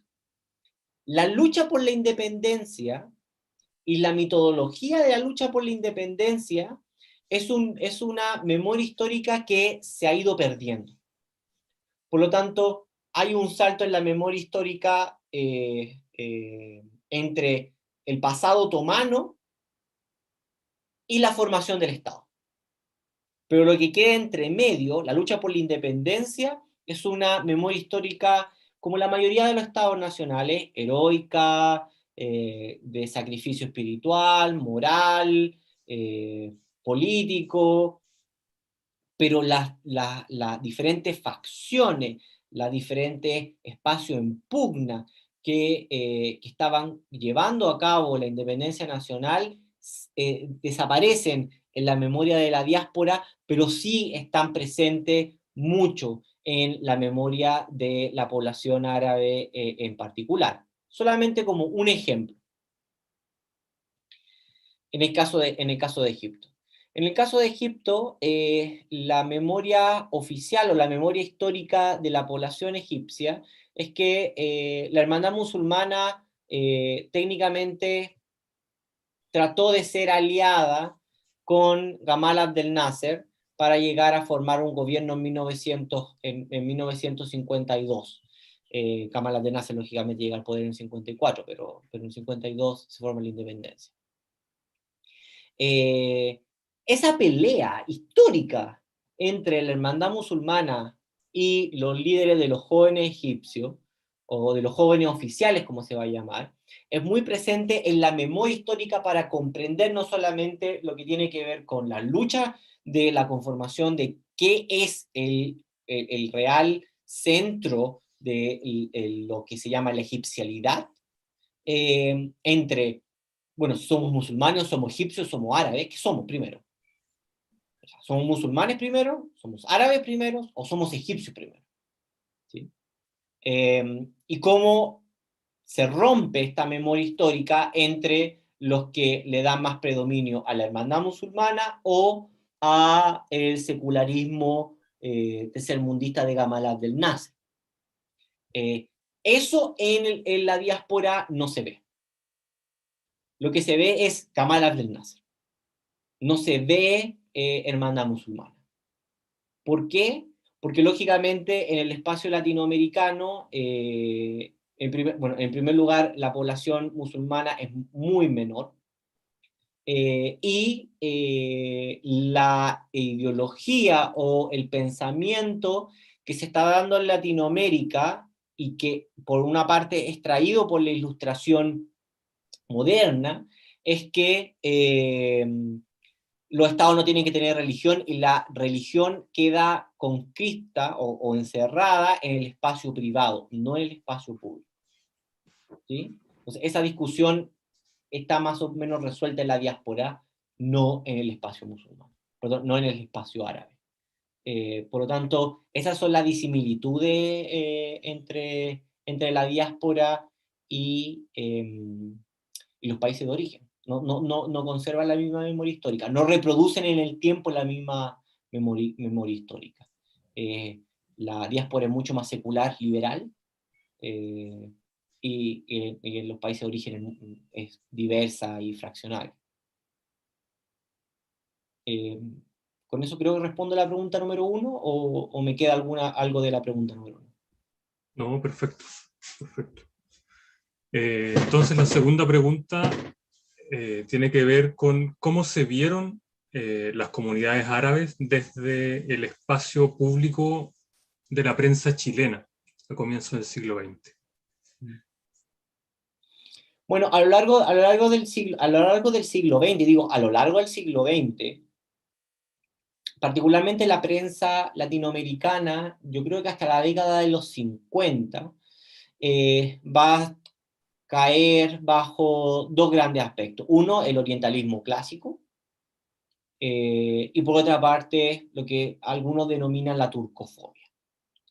Que en realidad la turcofobia no es un caso particular de la fobia hacia los turcos, hacia los árabes, sino que tiene que ver con la conformación o la consolidación de la memoria histórica a través de la historiografía oficial latinoamericana. O sea, lo que tiene que ver o sea, es en el siglo XX, a principios del siglo XX, donde se forma realmente la memoria oficial de los estados latinoamericanos, no en el siglo XIX. En el siglo XIX se forma escuela historiográfica y se produce conocimiento historiográfico, pero cuando se consolida la memoria oficial del Estado latinoamericano o de los estados latinoamericanos es al principio del XX. Y por lo tanto, ciertas características orientalistas y eugenésicas o de frentón racistas van a predominar en esta conformación de la memoria histórica latinoamericana en términos oficial de los estados. Y uno tiene que ver como, bueno, ¿qué es ser, como aquí mi colega, bueno, ¿qué es ser colombiano? Y quiénes son los colombianos, y quiénes no son los colombianos, quiénes son los argentinos, y qué es lo ser los argentinos, o qué es lo ser chileno, y quiénes son los chilenos. Por lo tanto, en ese caso, se van a recrear estas categorías raciales en donde hay ciertas razas que vendrían a mejorar o a ser más productible al país. En el lenguaje de la época se llamaban razas industriosas, o sea, que trabajaban, que producían industrias, producían obra, ilustración, modernidad, que era la europea. No toda la europea, pero la europea. Los españoles no caían en esa categoría. o los italianos del sur, no eran solamente los italianos del norte, pero en particular.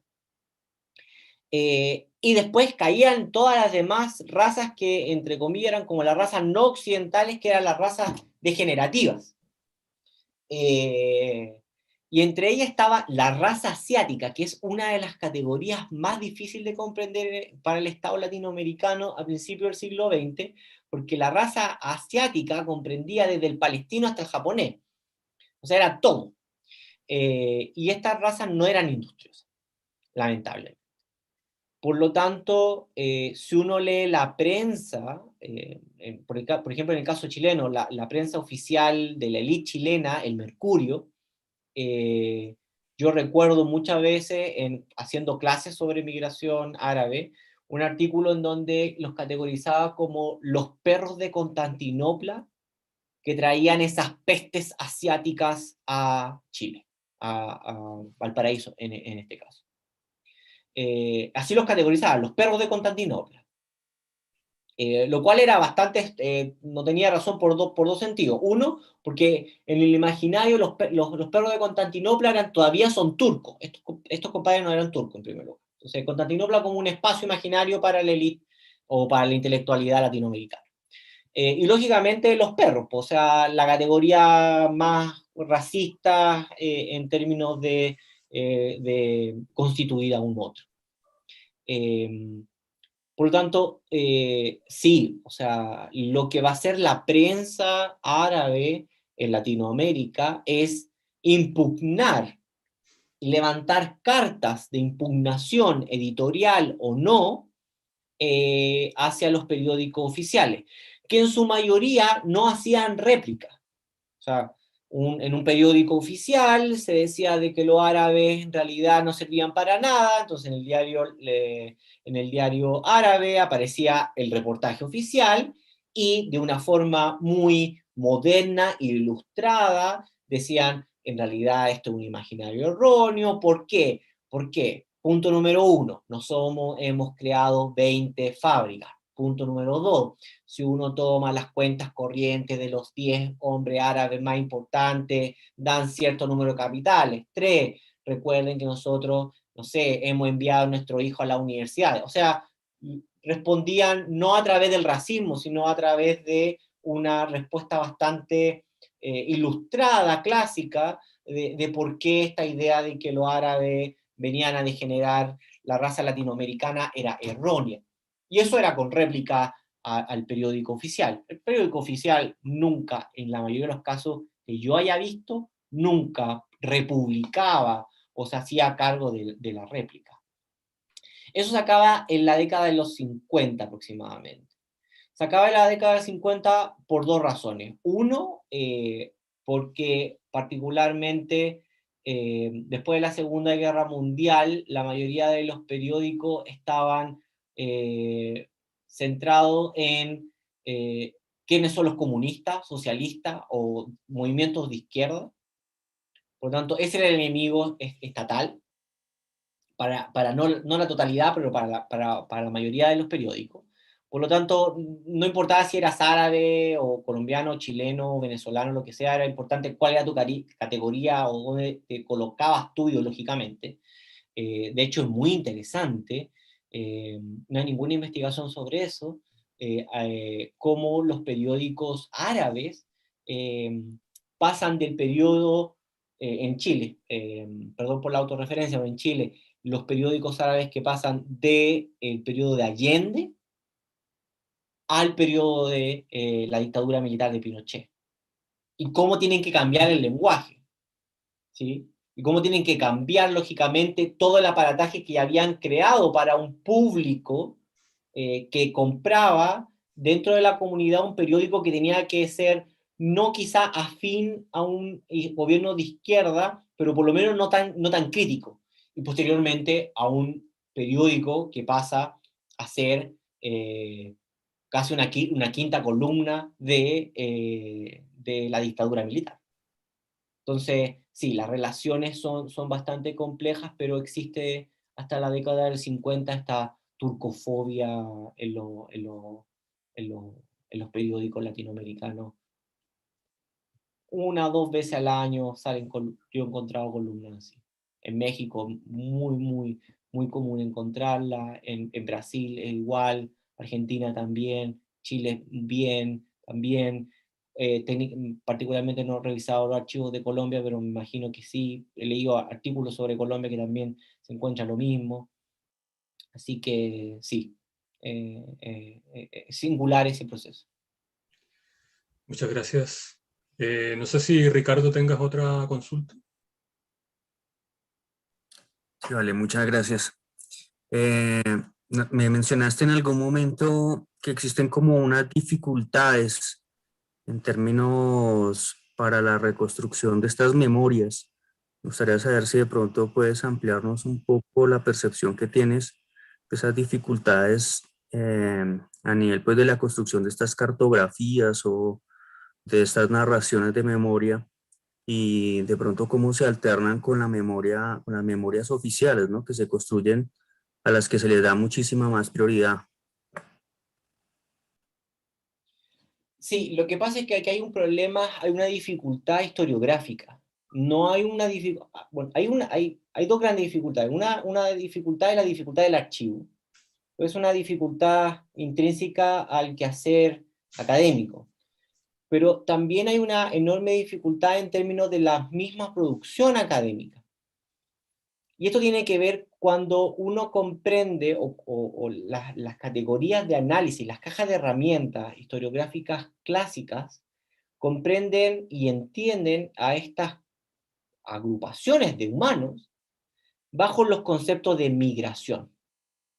Por lo tanto, cuando uno comprende esto, cuando uno quiere estudiar a estos contingentes bajo la lógica de la inmigración, inmediatamente el correlato de tu caja de herramientas te va a llevar a la integración, asimilación y si fue exitosa o no. Por lo tanto, el punto focal es el Estado, la migración y si esta migración le sirvió o no al Estado. ¿Ya? Por lo tanto, la mirada historiográfica siempre es una mirada que es del Estado que se vuelca a estos grupos migratorios para evaluar a estos grupos migratorios. Por lo tanto, las dinámicas internas de estos grupos migratorios en esta caja de herramientas historiográfica o disciplinar no comprende una pregunta significativa. Por lo tanto, la dificultad es cuando uno lee investigaciones de la década del 50, que son las iniciales, la década del 50, por ejemplo, las investigaciones de la década del 50 y la década del 60, por ejemplo, la década del 50, 60 y 70 son investigaciones cuantitativas. ¿Cuántos vinieron? ¿Cuántos quedaron? ¿Cuántos hijos tuvieron? Etcétera. Son puros datos cuantitativos. En la década del 80 y en la década de los 90, particularmente en la década de los 90, se trata de entender cómo se reproducen. De nuevo, la misma mirada migratoria. Es como cómo estos tipos todavía siguen llamándose árabes y ya son cuarta generación o tercera generación.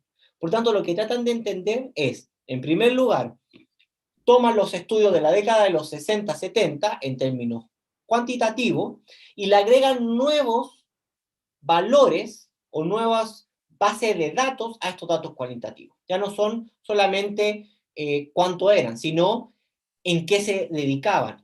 Los árabes se dedicaban a la industria textil. Entonces hacen datos cuantitativos de cuánto se dedicaban a lo textil, cuánto se dedicaban al espacio de académico liberal, cuántos hijos tenían, cuál era la lógica numérica de estas comunidades para mantenerse en el tiempo. Lógicamente en el entendido, por detrás, o sea, historiográficamente, de nuevo, o bajo la misma lógica, bajo la misma narrativa. ¿Sirven o no? ¿Sirvieron o no? ¿Fueron un aporte o no? Si fue un aporte, ¿cómo fue un aporte? ¿Por qué fueron exitosas? ¿Por qué otras no son exitosas? ¿Qué tienen de ellos de particulares? Dejaron el árabe muy rápido, quizás eso por eso fueron exitosos o no, etcétera, etcétera.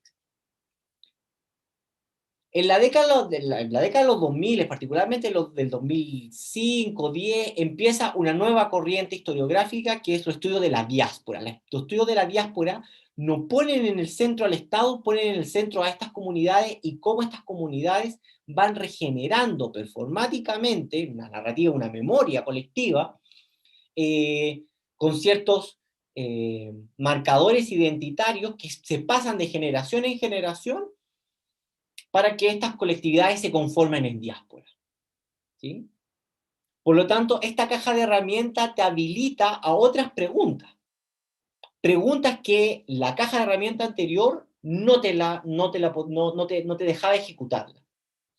Por ejemplo, para los estudios migratorios, las redes de conexión entre comunidades árabes dentro de Latinoamérica, o sea, ¿qué conexión existía entre la comunidad árabe de Bogotá con la comunidad árabe en Brasilia, o en el Caribe, o en Cuba, o en Chile? No importa.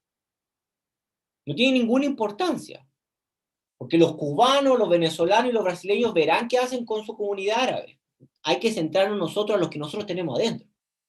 El estudio de la diáspora comprende de que estas identidades que se juegan en el espacio político, lógicamente son transnacionales, ¿sí?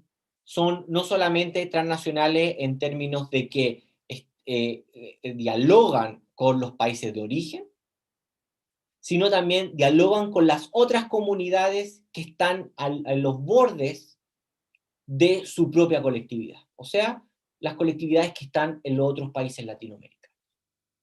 Por tanto, en primer lugar tenemos una dificultad disciplinar. Todavía se siguen haciendo estudios migratorios y nacientemente se están haciendo estudios de diaspóricos o de identidades transnacionales, que nos dan mayores datos y mayor forma de comprender cómo se juega la identidad dentro de estas comunidades, pero también cómo se negocian estas identidades dentro de estas comunidades, ¿sí? En términos de cómo se ponen de acuerdo, cómo se fragmenta, cómo se unen para un proyecto, cómo se pueden digregar para otros proyectos, cómo la familia y los conceptos familiares, identitarios, generacionales se van negociando con el tiempo, etcétera, etcétera. Eso es uno. Dos, eso que tiene que ver con la problemática disciplinar. La otra problemática, o el otro gran problema, tiene que ver con cómo accedemos a los archivos. Porque técnicamente tú puedes acceder a los archivos que están en la Biblioteca Nacional o en el Archivo de la República, no sé cómo se llama la Biblioteca Nacional de Bogotá, pero es muy difícil que lo puedas hacer en Venezuela, o que lo puedas hacer en Chile. Por lo tanto, aunque tú puedas plantearte problemas de tratar de comprender los estudios diaspóricos, hay un problema de archivo en donde, y esto yo hacía la crítica a las universidades y a los propios estados, que a los académicos les dan fondos muy bajos para formular investigaciones. Crea estos problemas de terminar haciendo solamente historias nacionales, ¿sí? Entonces, al final, aunque tú te hagas preguntas sobre los procesos diaspóricos, terminas solamente haciendo respuestas en tu propio país porque no puedes acceder a otros archivos porque no te dan los fondos. Y con eso ahí uno tiene un problema que termina replicando sin querer o incluso a contrapelo historias oficiales, porque no tienes otro archivo para contradecir la historia oficial. Y eso pasa, por ejemplo, en la historia, no sé, hoy en día que los archivos coloniales están siendo digitalizados en España o en Lima. Los estudios sobre los espacios coloniales en términos generales o cuál era la dinámica, hoy en día tenemos mucho más fuentes para poder entenderla. Pero antiguamente, y estoy hablando antiguamente 20 años atrás, el único archivo que podía acceder de forma libre es lo que estaba en el archivo de la República o los archivos nacionales, y con eso teníais que defenderte como académico. Versus los académicos no latinoamericanos, europeos o norteamericanos, que tienen fondos de sus propias universidades o de sus propios gobiernos para tener pasantías de investigación e irse 6 meses a Latinoamérica y pasar 2 meses en Chile, 2 meses en Bogotá o 2 meses en Argentina, y poder de una forma mucho más integral comprender estas ciertas dinámicas, y que estas dinámicas no son lógicamente ya solo estrictas a entender la diáspora. Hay procesos económicos, sociales, ideológicos que Latinoamérica ha sufrido, y que entenderlo en su conjunto de una forma mucho mejor. Muchas gracias, Jorge. Muchas gracias por sus preguntas también a Matías y Ricardo. Vamos a dar por cerrada esta sesión. Ya llevamos 2 horas. Así que muy agradecidos. Los que están en Zoom, por favor, quédense después de terminar. Un ratito al menos. Así que muchas gracias a todos los que han visto esta ponencia o que la verán en algún tiempo más, ya que va a quedar registrada en el canal CXO de YouTube. No sé si, Jorge, quieres decir las últimas palabras para ya despedir. No, dos cosas muy particulares. En primer lugar, agradecer por el espacio, por el tiempo y las preguntas que se me han hecho, particularmente porque es un tema bastante interesante para comprender no solamente la historia latinoamericana y cómo nos hemos construido a nosotros mismos, sino también a cómo comprender hoy en día, en un mundo completamente globalizado, lo que tiene que ver con el estudio de las diásporas, y sacarnos o ya eliminar dentro de nuestros cuerpos, ¿cómo se llama?, disciplinares, estas categorías migratorias, que todavía, como ustedes saben, los estados nacionales todavía lo ocupan. Eso por una parte. Por otra parte, y era una de las críticas que yo levantaba en la última parte de mi presentación, los procesos colaborativos de investigación. Yo de verdad llamo a la comunidad académica que parece mucho más factible que grupos de investigación puedan realizar investigaciones globales o investigaciones de 2 o 3 países, porque los académicos están asentados en 2 o 3 países. Si no existen los fondos para que un investigador pueda ir a 2 o 3 países, bueno, hay que asociarse con 2 o 3 investigadores. Y la Academia Historiográfica Latinoamericana tiene muy poco de eso. Así que eso. Y por último, si alguien tiene consultas, dudas, o le nace alguna pregunta particular posterior a la conferencia, les dejo, me pueden contactar por Twitter, ahí está mi Twitter, me pueden mandar un mensaje, cualquier cosa, y me comprometo a responder en la medida de lo posible a sus consultas o dudas. Muchísimas gracias. Muchas gracias. Hasta luego. Ya.